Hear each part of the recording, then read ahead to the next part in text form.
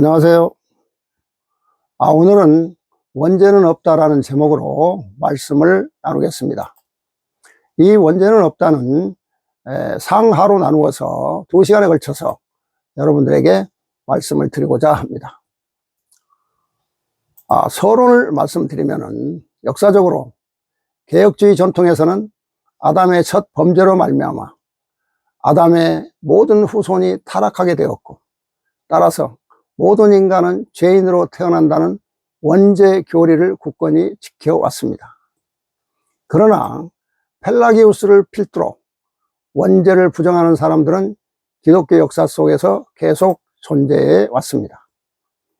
그들은 아담의 범죄로 온 인류가 타락했다는 원죄 교리를 불합리한 것으로 여겼습니다. 그들은 또 한결같이 왜 아담의 죄가 나의 죄가 되는가, 그것은 불공평하다라고 항변하였습니다. 그들은 더 나아가 원죄 교리가 하나님을 불공평한 분으로 만든다고까지 주장을 했습니다. 하나님은 공평하신 분이기 때문에 아담의 죄를 그 후손들의 죄와 연관 지을 수 없다는 것이죠. 이토록 중요한 원죄 교리의 중심에는 죄의 전가 문제, 즉 아담의 죄와 그 후손의 죄 사이에 관계성이 자리 잡고 있습니다. 만약 이 관계성이 부정된다면 1차적으로 전통적인 원죄 교리가 무너지고 2차적으로 전통적인 대속의 교리도 무너지게 될 것입니다. 이 문제에 기독교의 사활이 걸려 있다고도 말할 수가 있는 것이죠. 현재의 기독교에서는 원죄 교리에 비록 신비에 속한 부분이 있다고 해도 그 중요성이 비추어 볼 때 기독교는 원죄 교리를 최대한 해명해야 합니다. 원죄 교리를 최대한 해명하여 잘 변증한다면 그것을 통해 하나님의 부당한 방식으로 원죄를 규정했다는 신학적 오해를 불식시킬 수 있을 것이고, 목회 현장에서 인간이 죄인됨을 더욱 설득력 있게 선포할 수 있는 것이라고 스스로를 위로하며 무엇인가를 새롭게 찾으려고 노력하겠지만 하늘의 진실은 그것이 아닙니다. 원죄 교리와 대속 교리는 인간이 만들어낸 교리입니다. 이 교리는 공의로운 하나님을 불평등의 하나님으로 만드는 교리인 것입니다. 새로운 성경은 이에 대해 원죄도 대속도 있을 수 없는 행위라고 말씀하고 있습니다. 이에 대해 본 강론은 신학자들이 말하고 있는 원죄와 새로운 성경에서 나타나고 있는 원죄에 대해서 비교 설명하고자 합니다. 그러면 이제 죄란 무엇인가? 죄란 한문에서 그물망, 안일비의 합성어로서 그릇된 행동을 하여 법의 그물에 걸렸다는 뜻입니다. 즉 법률적 제재를 의미하는 그물망과 그릇되고 어긋나서 나무람을 당할 안일비가 합쳐져서 그릇된 행동으로 법적 제재를 받을 만한 잘못을 의미하는 것이죠. 성경에서는 죄의 규범성과 그 이탈을 강조하고 있습니다. 구약에서 죄를 히브리어로 하타트라고 합니다. 하타는 표적을 맞추지 못하고 빗나갔다는 의미가 있으며, 신약에 하마르티아라는 헬라어도 동일한 의미를 가지고 있어서 성경에서 죄란 표적을 이탈한 오류와 실패가 그 주 개념으로 말하고 있습니다. 여기서 표적은 하나님의 명령에 계시된 하나님의 뜻을 가리킵니다. 그 외에 허물과 죄악은 히브리어로 각각 페사와 하타트입니다. 페사는 신뢰를 깨고 약속을 지키지 않음으로써 관계를 단절시키는 허물입니다. 또 앞에서는 화해의 손을 내밀면서 다른 손에는 칼을 잡고 있으며 그런 사람과 상종할 수 있겠는가 라고 생각할 수 있는 것이죠. 하타트는 율법과 계명을 어김으로써 하나님의 창조 목적에 이르지 못하는 죄입니다. 관역을 적중시키지 못하나니 그의 행실이 똑바를까라는 표현을 사용하기도 하죠. 이는 죄의 범법적 측면을 함의합니다. 개역 성경에서는 죄라는 말이 1468에 사용되고 있는데 죄악, 범죄, 덕죄, 죄벌, 정죄, 죄과, 죄책, 죄건, 죄얼, 중죄, 무죄, 고범죄, 죄인, 죄수, 사죄, 속죄, 이 속죄는 또 속죄금, 속죄소, 속죄제, 속죄물, 속죄일 용례로 나타나고 있습니다. 즉 성경은 주로 죄를 하나님과 하나님의 성품, 뜻, 법에 관련하여 해석하고 있습니다. 그래서 성경적 죄과는 도덕적, 윤리적 악을 지칭하게 되는 것입니다.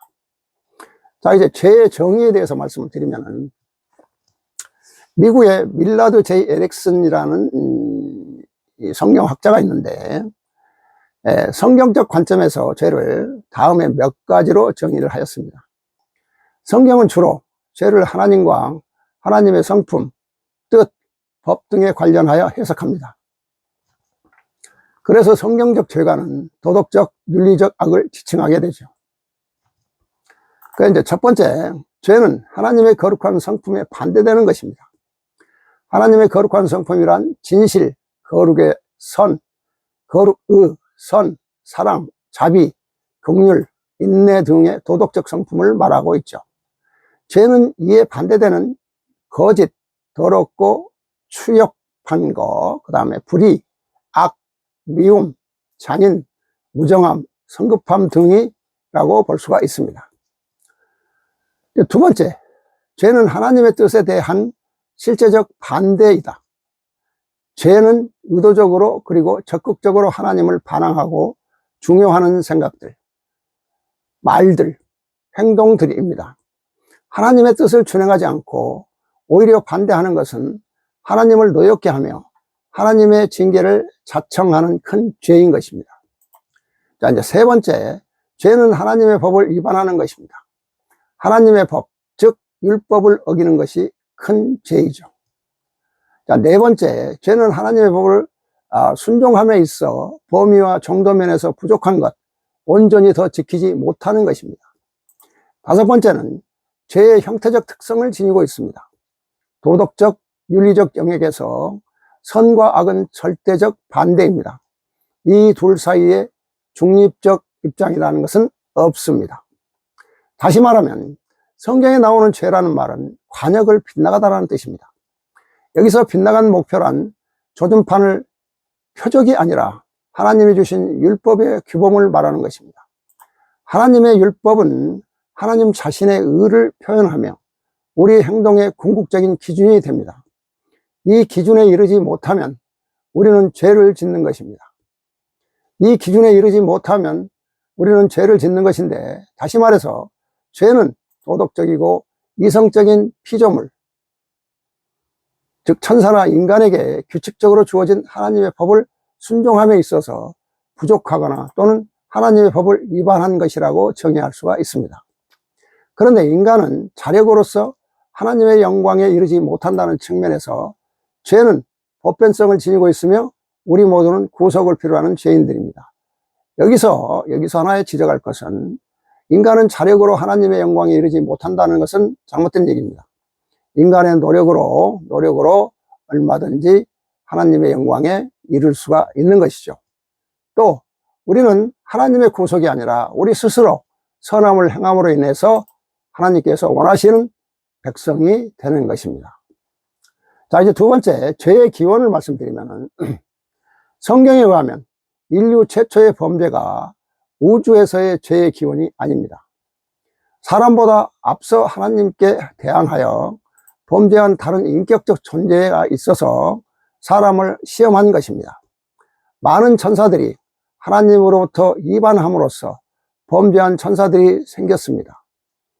이 말은 베드로후서 2장 4절의 말씀입니다.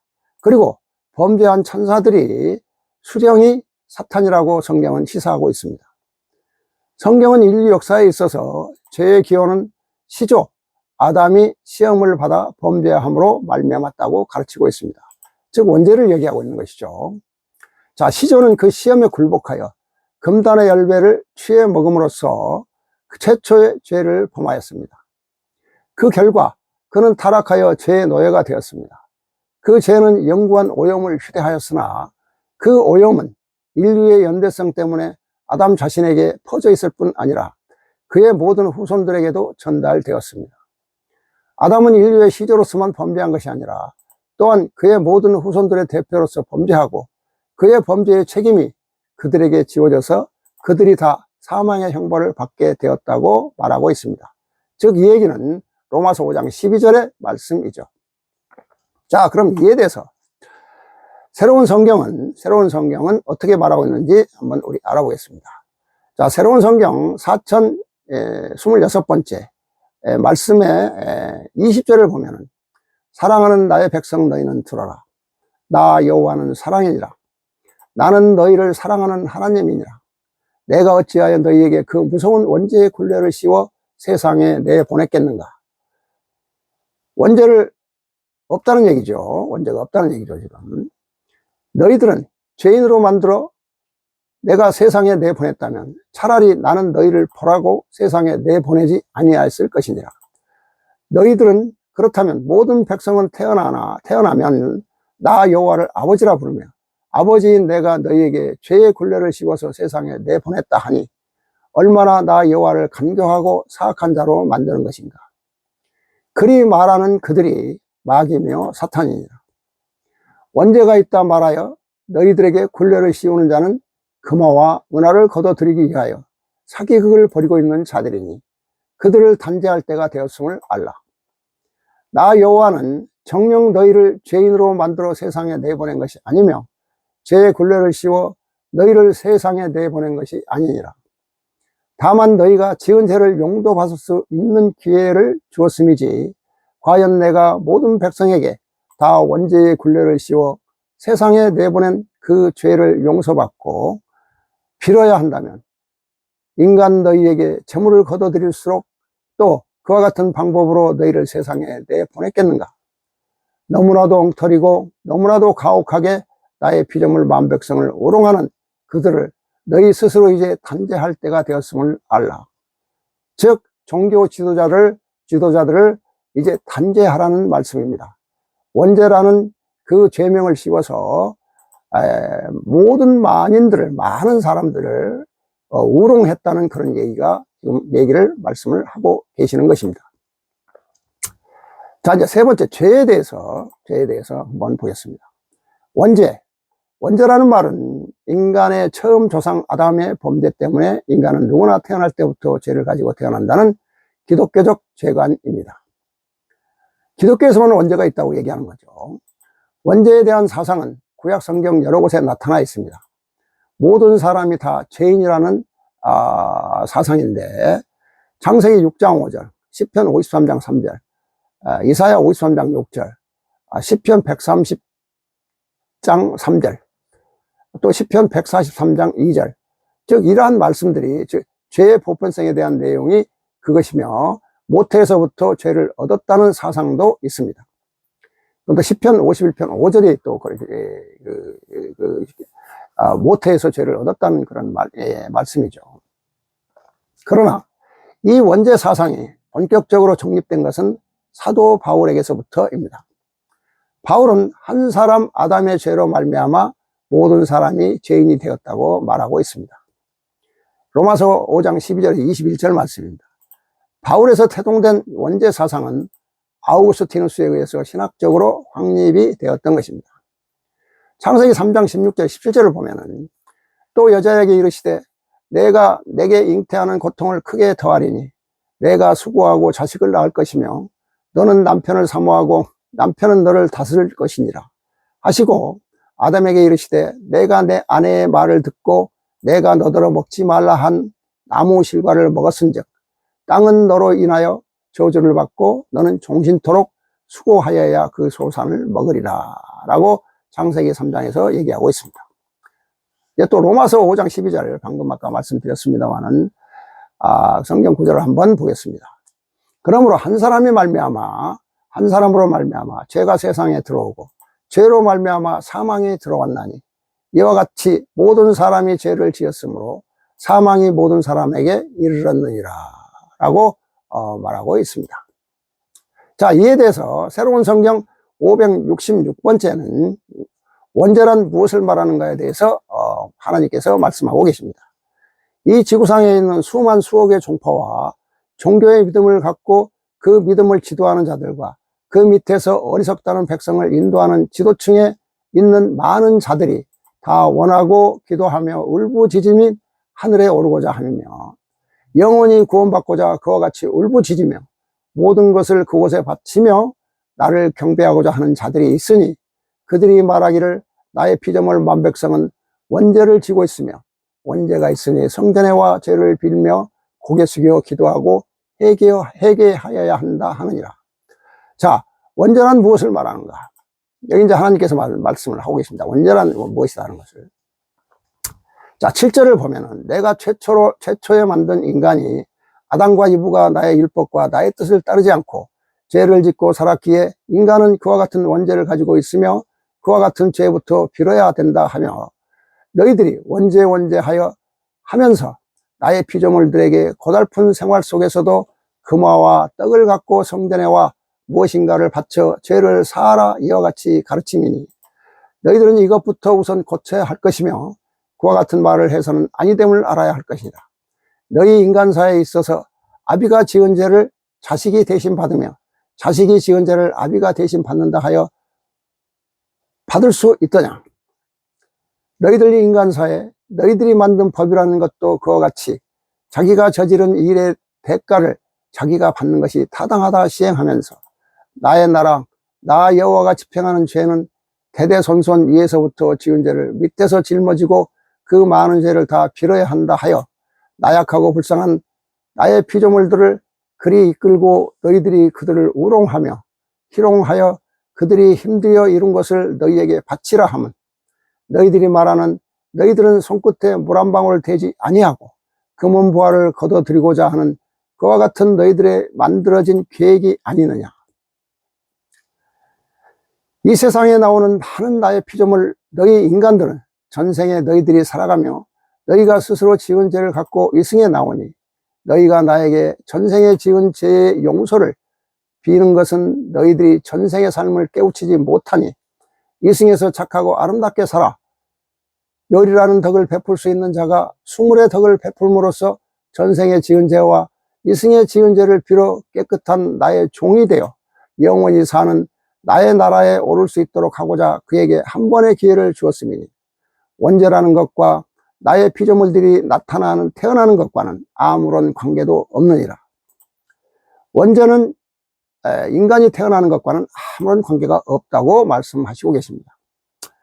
자, 18절 원죄를 지은 자는 원죄를 지은 대로 저희들이 벌을 받고 그에 대한 죄의 대가를 다 지불하였으며 너희 조상들 또한 그들이 죄를 짓고 나에게 왔을 때 그들은 그의 대가를 받아 지옥불이라든지 인간으로 다시 간다든지 짐승으로 태어난다든지 원기로서 세상을 떠돈다든지 이와 같은 법에 의하여 그들이 다 벌을 받으니 그 죄를 너희들이 대신 용서를 빌 수도 없나니 이는 엄연한 사실인 것이니라 라고 하나님께서는 이 내가 지은 죄를 다른 사람에게 전가할 수 없다는 얘기고 특히 후손들에게 전가할 수 없다는 말씀을 하시고 계시는 겁니다. 자신이 지은 죄는 자신이 벌을 받고 자신이 해결해야 된다는 뜻이죠. 자, 이제 원죄란 말의 문자적 뜻은 죄의 원뿔이라는 뜻인데 이제 이 죄의 원뿔에 대해서 한번 또 말씀을 나눠보겠습니다. 죄의 원뿔이가 무엇이며 그리고 그 아담의 죄가 어떻게 후손들에게 전해져 내려왔는가를 밝히는 것은 굉장히 중요한 문제가 되죠. 그리스도교 신학에선 대체로 인간이 가진 자유의 남용에서 죄의 원뿔을 찾고 있습니다. 인간은 어떻게 그 고귀한 자유를 남용할 수밖에 없었는가? 하나님께서 인간에게 주신 자유의지는 무엇이든지 선택할 수 있는 자유였습니다. 또 자유는 그래야만 참 자유입니다. 그 자유는 하나님을 배반할 수도 있었을 정도로 완벽한 것이었다고 볼 수가 있는 것입니다. 이 자유를 남용했다는 것은 인간의 책임입니다. 선악과를 따먹을 수도 있고 따먹지 않을 수도 있는 자유를 가지고 있었던 아담과 하와가 선악과를 따먹는 선택을 통해서 죄인이 되고 만 것입니다. 자유 자체가 죄의 원뿌리가 아니고 그 자유의 남용이 죄의 원뿌리인 것입니다. 인간이 왜 그 자유를 남용할 수밖에 없었는가? 앞에서 언급한 대로 인간은 불완전성 때문입니다. 하나님은 완전하시기 전 때문에 완전한 자유를 누리시나 인간은 그렇지 못한 것입니다. 원죄는 인간 자체의 불완전성과 그 불완전성에서 발생하는 죄된 성품을 말하고 있다고 신학자들이 원죄에 대해서 말하고 있습니다. 그러나 새로운 성경은 죄의 뿌리가 불완전성에서 발생하는 죄된 성품은 원죄와 아무런 관계가 없으며, 원죄라고 한다면, 굳이 한다면, 다음에 말씀이 나오겠습니다만, 굳이 말을 한다면, 욕심이라는 것이 그대로 유전이 되었다고 하나님은 말씀하고 계십니다. 자, 이에 대해서 새로운 성경 3360번째를 보면은, 여호와가 새로운 영혼의 사람을 만들어 세상에 내보냈으니 원죄와 인관성이 전혀 없다는 말씀인데, 3360번째 말씀이. 자, 3절부터 보겠습니다. 모든 종교 집단들이 나의 피조물 만백성을 저희들의 올가미에 쇠사슬로 묶어 놓으니 그 중에 하나가 너희들을 원죄를 가지고 세상에 태어났으며 그 죄부터 먼저 사해야 한다고 그리 말하느니라. 그러나 나 여호와는 너희들이 원죄가 없다고 하였음이니라. 그 원죄는 자신들이 다 지불했으며 너희들은 너희들의 죄와 너희들의 삶에 대한 그 책임만 지면 된다고 내가 너희들에게 말하였음이니라. 너희는 여기서 하나 깨우침을 알아야 될 것이니라. 너희들이 육으로 세상에 태어나 육의 삶을 마친 다음에 그 영혼이 심판을 받는 것은 육에서 어찌 살았느냐에 대한 심판을 받음이니라. 너희들이 세상에 태어날 때 육은 너희들의 육적인 부모에 의하여 세상에 태어나나 내가 너희들을 영원히 심판하고 다루는 그 영혼은 내가 각자에게 내림이니 너희들이 세상에 태어날 때 그 영혼은 나로부터 새로이 받아 세상에 나오는 것이니라. 그러니 내가 새로운 영혼으로서 너희들을 사람으로 만들어 이 세상에 내보냈으니 너희들은 그와 같은 원죄와 연관성이 없음을 알아야 할 것이니라. 너희들의 육은 조상으로부터 받아온 것이나 너희들의 영혼은 너희들이 한 생명이 세상에 태어날 때마다 나로부터 영혼을 직접 그때그때 받아 세상에 나가미니 그 영혼이 무슨 원죄가 있으며 너희들 대대손손 지은 그 죄를 받는다 말하는가. 너희들의 육의 삶도 또한 스스로 자기가 지은 죄의 대가를 치러 구원을 받을 자와 구원받지 못할 자가 이미 결정되어 그리 흘러가고 있음이니 다만 인간으로서 다시 세상에 나오는 자, 내가 한 번의 기회를 다시 준 자이며 그는 제가 살아왔던 이전 세상에서 지은 그 죄를 반드시 오늘의 이 세상에 갚아야 될 것이니라. 지나온 세상에 그 삶에서 너희들이 잘못 산 것을 내가 한 번의 용서의 기회를 주어 인간으로 내보냈을 때 너희들은 지난 세상에서 살았던 것을 지금의 세상에서 10배, 100배 더 아름다운 삶으로 살아 스스로 그러한 죄를 소멸할 수 있는 기회를 줌이라 말하였습니다. 새로운 세상에 새로운 생명으로 태어난 너희들은 너희 조상의 원죄를 가지고 나오는 것이 아니니라. 육은 너희 조상의 한계에서 인간의 형태를 받아 가지고 너희 부모로부터 나오나 내가 심판하는 너희들의 그 영혼은 내가 너희들에게 그때그때 영혼을 직접 심어줌으로 인하여 너희들이 세상에 나와 살 수 있는 기능을 발휘함이니라. 그리하여 너희들은 항상 새로 태어나는 사람으로서 나로부터 은혜를 받아 세상에 나옴이니 너희들은 원죄라는 그 말이 얼마나 모순되며 잘못되었는가를 깨우쳐 주어야 될 것이니라. 원죄가 없으며 원죄가 없다는 것을 나의 피조물 만백성이 깨우쳤을 때 그들은 원죄로 인하여 모든 죄를 빌고 또 빌어야 된다고 그와 같이 하무맹랑하게 가르치는 그들의 잘못됨을 알게 될 것이니라. 원죄가 없음을 이제 알겠는가? 너희 조상의 죄는 그 조상이 받으며 그 당사자가 치르고 그들이 구원받을 자 버릴 자 구분되어 다 그 세상에서 끝난다 하였음이니라. 그러나 또한 영혼에 태어나면 너희들이 모르고 있었을 것이니라. 너희들은 여기서 하나를 반드시 깨우쳐야 될 것이니라. 세상에 너희들이 태어날 때 그 모두가 영혼을 받아가지고 가는 것은 나로부터 새로이 받아 나감이니 새로 태어난 인생인 너희들에게 어찌하여 원죄가 있고 다음 세상에도 너희들이 대대손손 그 죄를 지고 있다 하는가. 심지어는 아담에 대한 그 죄까지도 너희들에게 뒤집어 씌우니 그것은 종교 지도자들이 너희들에게 금화와 은화를 받아들이며 너희들을 쇠사슬로 묶고 속박하여 끌고 가기 위한 저희들의 계명이며 저희들의 생각이니 너희들은 여기에 순종하지 말며 잘못 가르치고 알지 못하는 그들을 깨우쳐 주어야 할 때가 되었음을 알라. 그렇지 않으면 너희들도 지옥으로 가며 너희 후손들 또한 구원을 받지 못하고 영원히 지옥으로 간다는 것을 잊지 말라라는 말씀인데요. 이 원죄 교리를 통해서 가르치는 내용이 무엇인가? 그것은 죄에 대해서 설명할 수 없는 어려운 점이 많다는 것과 인간은 죄를 피해서 살 수 없다는 것과 죄는 사회성과 연대성을 가지고 있다는 것 등을 설명하려는 것인데요. 즉 이 말씀은 전생에 지은 죄를 이생에 와서 갚으라는 하나님의 말씀입니다.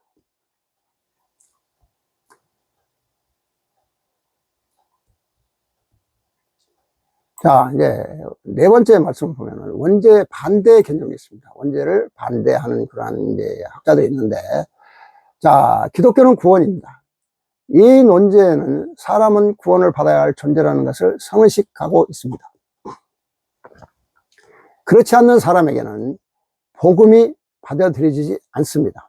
결국 우리는 죄인이다라는 이 명제는 기독교 인간 이해의 기초가 됩니다.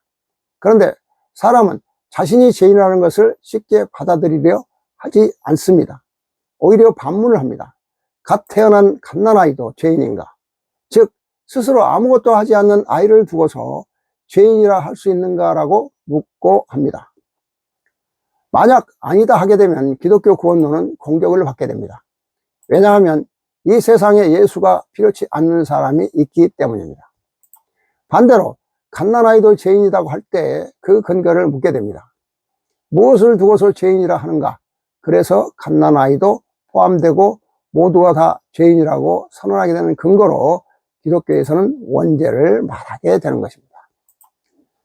그래서 기독교는 원죄를 그렇게 중요하게 여기고 있는 것입니다. 자, 원죄가 같은 인간에 대한 부정적인 이미지에도 불구하고 포기할 수 없는 또 다른 이유는 역시 하나님의 은총에 관한 구원론입니다.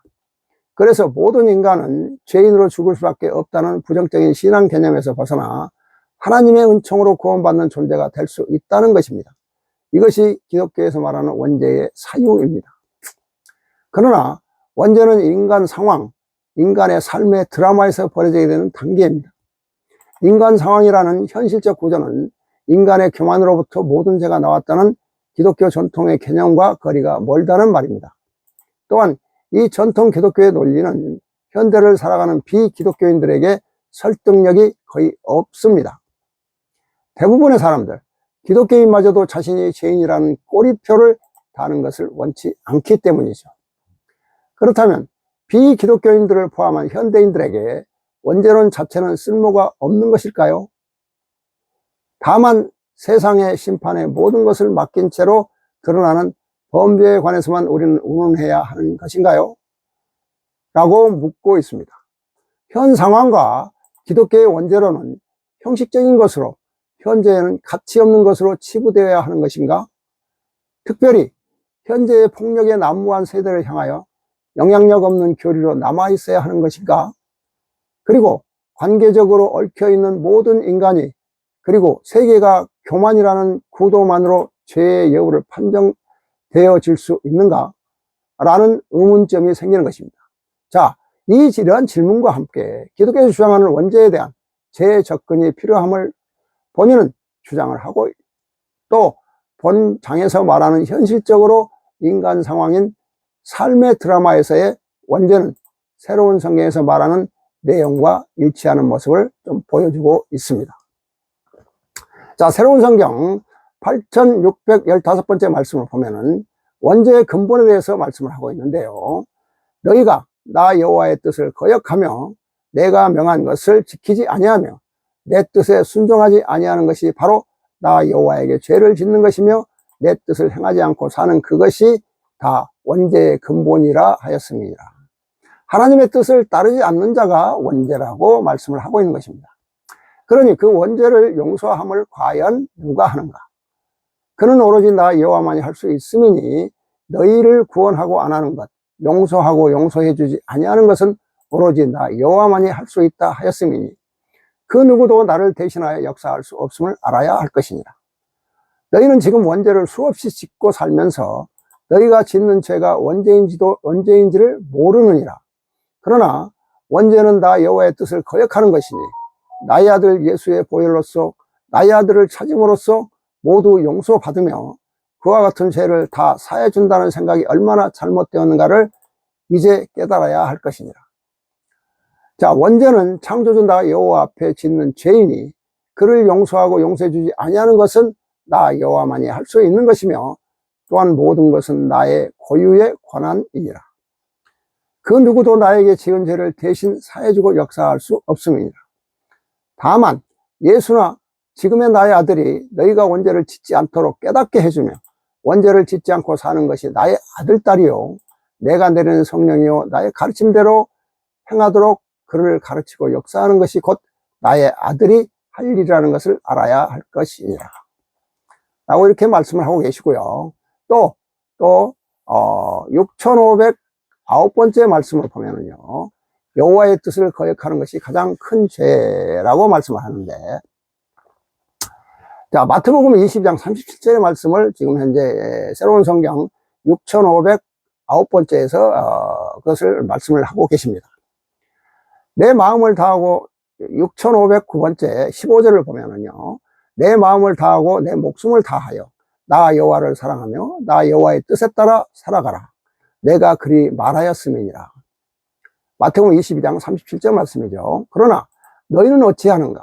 진정한 진리요 진실한 깨달음 앞에서 너희 마음을 다하고 목숨을 다하며 나 여호와를 사랑하며 다하여야 하거늘 너희는 지금 사악한 사탄의 자식이 되라 그리 가르침이니 사탄의 자식 앞에 가서 배우면서 사탄 앞에 가서 너희가 하는 행위를 나 여호와에게 내 몸과 마음을 다하며 목숨을 다 바치며 여호와를 경배하고 사랑하라는 것을 다 한다 그리 말하고 있음이니 이는 나 여호와를 사랑함이 아니요 나에게 몸과 마음이요 뜻을 다 바침이 아니요 사탄에게 바치는 그와 같은 형국을 하고 있음이니 너희가 나와는 점점 멀어지는 백성으로 살아간다 하였음이니라. 참 진리 앞에 나 여호와의 뜻 앞에 내가 원하는 그 삶 속에서 그리 가야 할 것이니 그 근본의 뿌리가 무엇이더냐? 나의 아들이 고통스럽게 죽어가면서 너희에게 보여주었던 그 사랑이니라. 그 사랑이 무엇이던가? 그리하여 그 사랑을 보고 실천을 배워 너희가 내 이웃을 내 몸과 같이 사랑하라 그리하였음이니 내 몸과 같이 이웃을 사랑하는 자가 바로 내 마음을 다하며 목숨을 다하여 나의 뜻을 따를 때 이는 진정한 나의 뜻이요 나를 사랑하며 나의 뜻에 따라 살아가는 그 마음이 바로 너희가 진정 나에게 하는 마음이니라. 이웃을 내 몸과 같이 사랑하지 못하는 자, 행하지 않는 자들은 그와 같이 행하는 것을 사탄을 위하여 마귀를 위하여 사악한 자들을 위하여 지금 가고 있는 길이라는 것을 알라. 그러니 너희가 얼마나 잘못된 길이요 얼마나 무서운 길을 가고 있는가. 이를 보고 깨우치라 하미니 이를 볼 수 있는 것은 나의 법전을 정독하고 깨우칠 때 그 모든 내용이 거기 있음이니라. 너희가 지금 이와 같이 모르는 자가 가르치며 모르는 자에게 배워 나온 자도 또 가르치미니 그 밑에서 배우는 나의 신도라는 백성은 얼마나 더 큰 죄요 잘못된 길을 가고 있는가. 자, 32절에 모든 원죄의 근본이 정통성을 부르짖는 종교 집단에서 이루어졌음이니 이제 그 원죄에서 법으로 다스리고자 하여 내가 나의 성령이요 나의 뜻을 기록하여 내리는 새로운 성경을 법전이라 명하였음을 잊지 말라. 아주 무서운 말씀이죠. 지금까지의 모든 종교 집단에서 원죄의 근본을 잘 알지 못하는 상태에서 그 원죄라는 죄의 누명을 씌워서 만인들을 이끌어가는 그 자체가 하나님께서는 너무도 잘못됐다 하여 새로운 성경을 내려보내면서 새로운 성경으로 심판한다는 말씀입니다. 자, 이제 소결론을 말씀드리겠습니다. 소결론을. 죄는 하나님과 완전히 모순되기 때문에 하나님은 죄를 지을 수가 없습니다. 그러나 성경은 하나님이 모든 일을 그 마음의 원대로 역사하는 분이라고 말하고 있습니다. 에베소서 1장 1절의 말씀입니다. 그래서 어떻게 보면 하나님이 죄를 세상에 들어오도록 정하신 것처럼 보이기도 합니다. 그렇다면 우리는 인간의 죄를 하나님께 책임 전가할 수 있을 것입니다. 그런데 하나님께서는 인간을 단순한 로봇이 아니라 도덕적인 피조물로 만드시고 자유의지를 주셔서 스스로 선택할 수 있도록 하셨습니다. 왜 하나님께서 아예 인간이 죄를 짓지 못하도록 만드시지 않고 죄를 선택할 수 있는 가능성을 허락하셨는지 하나님의 정확한 의도는 알 수가 없죠. 다만 하나님께서는 기계가 아니라 자발적으로 하나님을 섬기며 이웃을 사랑하라는 것으로 보입니다. 우리는 이 문제에 대해 완전히 이해하기 어려운 부분이 있음을 인정해야 합니다. 그리고 이 같은 신학적인 문제는 아직도 풀 수 없는 신앙의 신비의 영역을 남겨놓는 것이라고 볼 수가 있는 것이죠. 그러나 새로운 성경에서는 원죄는 분명히 있을 수 없다고 말씀하고 있습니다.